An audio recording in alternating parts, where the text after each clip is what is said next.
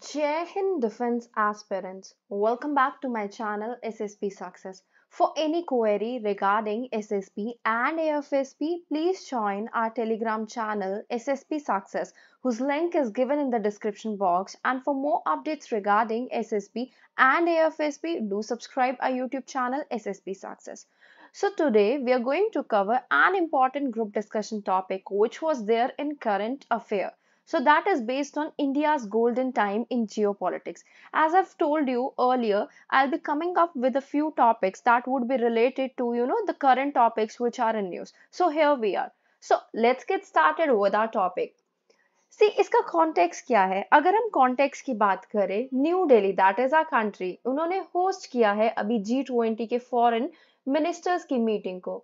Other than that Quad की meeting हुई थी, उसको भी इंडिया ने होस्ट किया है. Ministry of external affair minister ने सपोर्ट किया रीजनल डायलॉग को, and the voice of Global South summit को भी इंडिया ने जो है ऑर्गेनाइज किया था फ्यू वीक्स अगो. तो अगर हम देखें, पहले आप इसको गो थ्रू कर सकते हो जियो पॉलिटिकल इंटरेस्ट के हिसाब से क्या है. ये हमने नेबरिंग कंट्रीज और मेजर पावर्स को लेके किया है. ठीक है. सो किस तरीके के पावर इंटरेस्ट है, क्या कौन सी कंट्री के पास जियो स्ट्रैटेजिक एडवांटेज है. अब हम अपने कॉन्टेक्स्ट से शुरू करते हैं. देखो, इंडिया अभी जियो पॉलिटिक्स में काफी ऊपर चल रहा है. एग्जाम्पल की बात करें, इंडिया ने काफी सारे इवेंट्स को हाल ही में ऑर्गेनाइज कराया है. अगर हम इवेंट्स की बात करें, आप इधर देख सकते हो G20, क्वाड की meeting, Shanghai Cooperation Organisation, Global South today, that has been organised by India only. इन एग्जाम्पल से ये पता चल रहा है कि इंडिया काफी एक्टिव है जियो पॉलिटिक्स में. एक टाइम वो भी था जब ग्लोबल पॉलिटिक्स में इंडिया को कंसिडर ही नहीं किया जाता था. अगर इंडिया किसी इशू पर अपना ओपिनियन रखे भी, तो वर्ल्ड के जो मेजर पावर्स थे वो इरिटेट हो जाते थे. एज इन मतलब, ऑफ कोर्स, अगर आप किसी खुद स्ट्रॉन्ग बेस पे नहीं हो तो आपके ओपिनियंस को सुना ही नहीं जाएगा. तो वो उस तरीके से ट्रीट किया जाता था इंडिया को. बट आज के टाइम पर इंडिया की वैल्यू बढ़ गई है. सो जो राइटर है वो ये कहना चाहते हैं कि ये जो टाइम अभी चल रहा है अपना, ये ऐसा नहीं है कि हमेशा रहेगा. So we should utilise this time fully.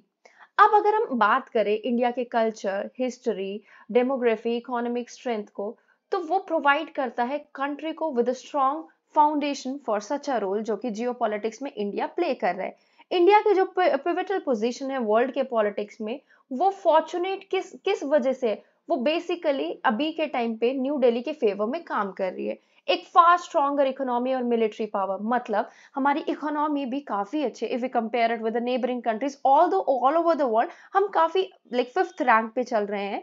हमने यूके को सरपास किया था. सो कहीं ना कहीं हम देख पा रहे हैं we are growing at a good pace.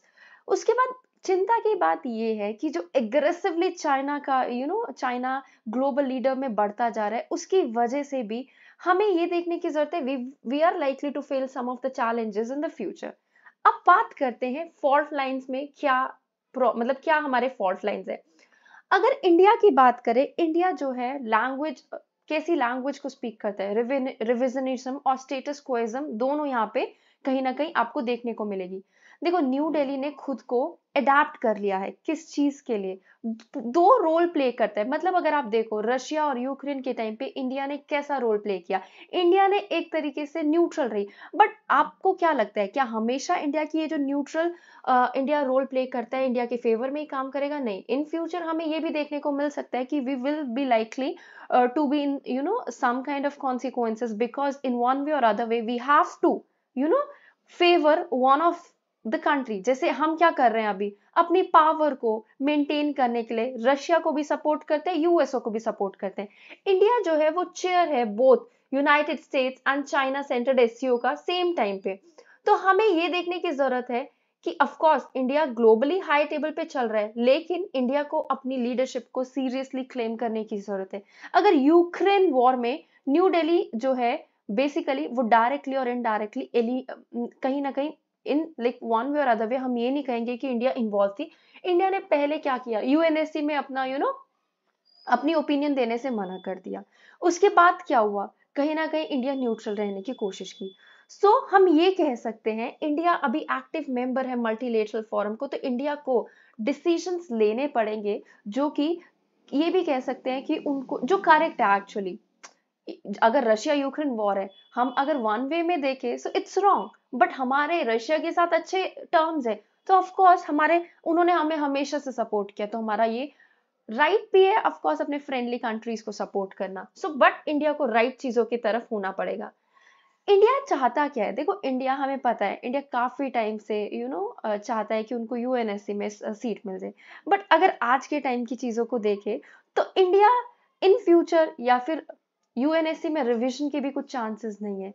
तो इंडिया को क्या करना चाहिए? इंडिया को अपनी पोजीशन को और अच्छे लेवल पे लेके जाने के लिए दूसरी ऑर्गेनाइजेशन का यूटिलाइज करना चाहिए, और इंडिया ने करना शुरू भी किया है। आप देख पा रहे हो, इंडिया ने क्वाड की ग्रुपिंग को ऑर्गेनाइज किया, G20 के समिट को ऑर्गेनाइज किया, voice of Global South summit को भी ऑर्गेनाइज किया। तो इंडिया कहीं ना कहीं खुद को रिस्ट्रक्चर कर रहा है। अगर आप उनको यूएनएससी की सीट नहीं मिल रही, इंडिया देख रहा है कि ठीक है, हम दूसरे प्लेटफॉर्म्स का यूटिलाइज करके वर्ल्ड में कुछ चेंजेस लाते हैं। इंडिया की जो चेयरमैनशिप है किसकी, एससीओ और G20 की, इस साल वो जो है खत्म हो जाएगी। पर चाइना जो है वो इंडिया को लीडरशिप पे टेक ओवर करने इतना इजीली नहीं देगा। सेकेंड इंपॉर्टेंट चैलेंज ये है, अब अगर इंडिया की जो डिप्लोमेसी है उनको एक फायरनेस और अथॉरिटी वाला डिप्लोमेसी को कहीं ना कहीं यूटिलाइज करने की जरूरत है। तीसरी चीज है, हम जो आज तक बैलेंस करते आ रहे हैं ना खुद को सबके बीच में, तो कहीं ना कहीं ये नोबल टास्क इंडिया ज्यादा टाइम तक नहीं कर पाएगी। इंडिया को कहीं ना कहीं अपने आप को एलिनिएट करना पड़ेगा वन ऑफ द ग्रुप से, और दूसरे को प्रॉपर तरीके से सपोर्ट करना पड़ेगा।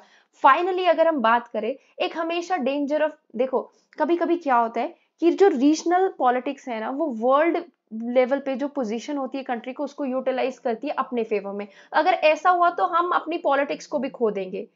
कंक्लूजन में बात करते हैं, देखो जियोपॉलिटिक्स के लिए एक साल काफी कम है, बट जियोपॉलिटिक्स हमेशा ये नहीं होती कि हैप्पी कोइंसिडेंसेस का फंक्शन है। न्यू दिल्ली को और स्टेप्स लेने की जरूरत है, जिसमें न्यू दिल्ली जो है वो मैक्सिमम आउटपुट दे पाए अपॉर्चुनिटीज को। So guys, that was all. I hope you like it. If you like it, do like, share and subscribe our YouTube channel SSP Success, and your likes and comments motivate us to make more and more videos at time, and I hope you know that. Thank you.